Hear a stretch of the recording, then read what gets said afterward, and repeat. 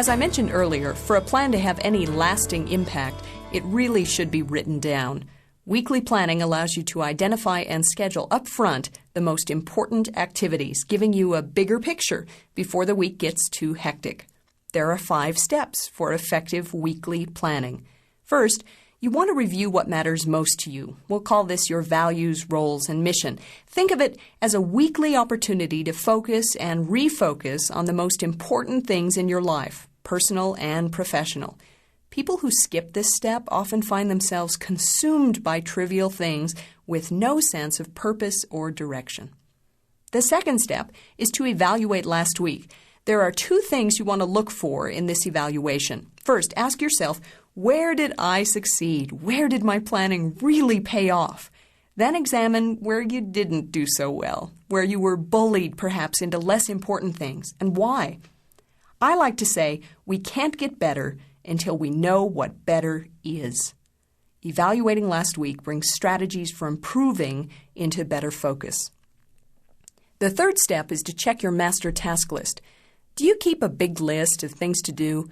Not the daily or weekly list we talked about earlier, but another one of these days kind of list.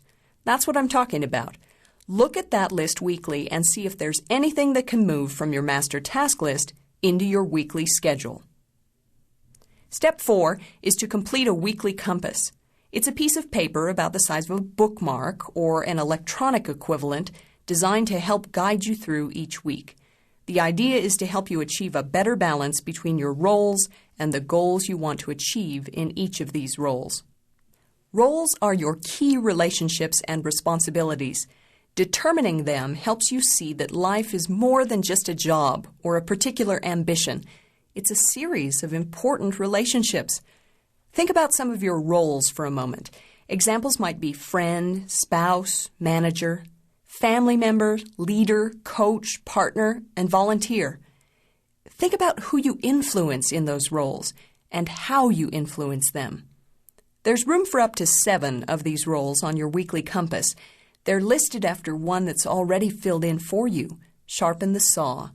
Some of you may recognize this as Habit 7 from Dr. Stephen Covey's book, The 7 Habits of Highly Effective People. The story goes like this.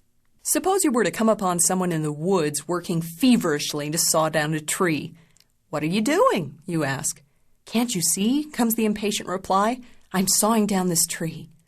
"You look exhausted," you exclaim. "How long have you been at it?"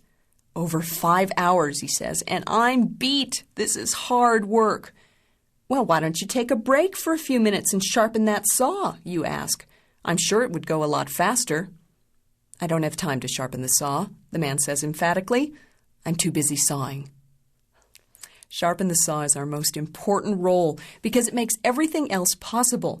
If you're not taking care of yourself, how can you possibly take care of anyone else?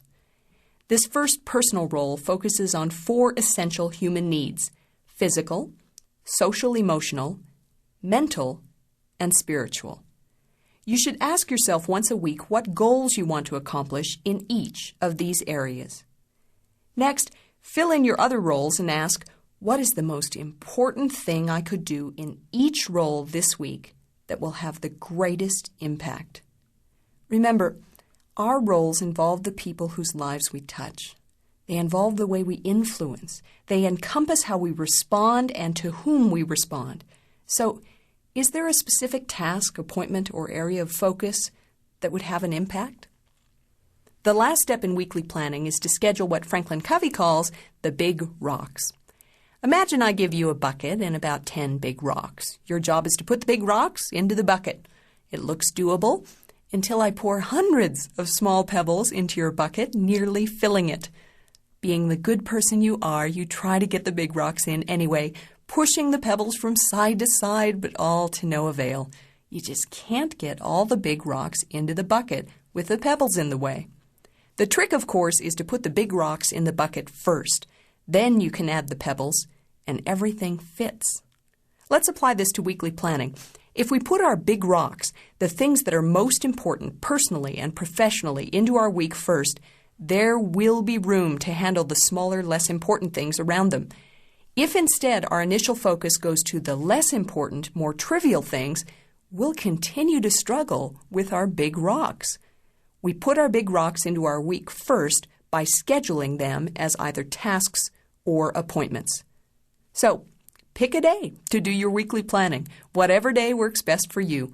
You'll want to allow about 30 minutes in the same place every week, someplace quiet and free from distractions. And finally, make weekly planning a habit.